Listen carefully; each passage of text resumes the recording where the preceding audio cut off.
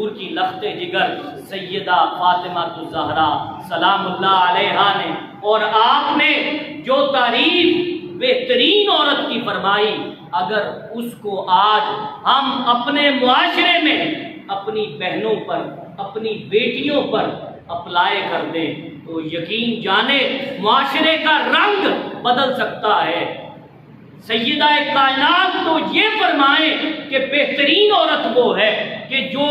خود بھی غیر محرم کی نظروں سے بچے اور اپنی نظروں کو بھی غیر محرم کی نظروں سے بچائے۔ تو پھر آج یہ اسلام آباد کی سڑکوں پر میرا جسم میری مرضی کے نعرے لگانے والی خواتین،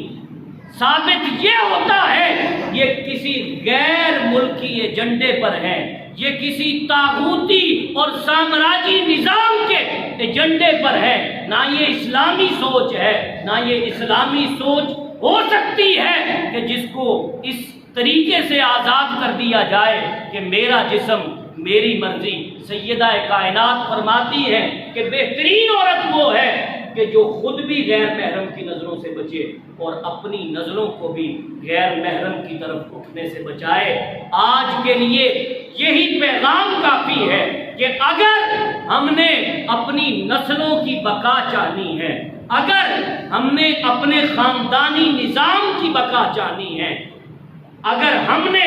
اپنی بیٹیاں جو سسرال میں ہیں ان کی بقا چاہنی ہے تو سیدہ کائنات کا اسوہ نور اپنائیں، سیدہ کائنات کے اسوہ پر اپنی بہنوں اور بیٹیوں کی تربیت کریں اور سیدہ کائنات کی زندگی اپنی بیٹی کو پڑھائیں سسرال میں بھیجنے سے پہلے۔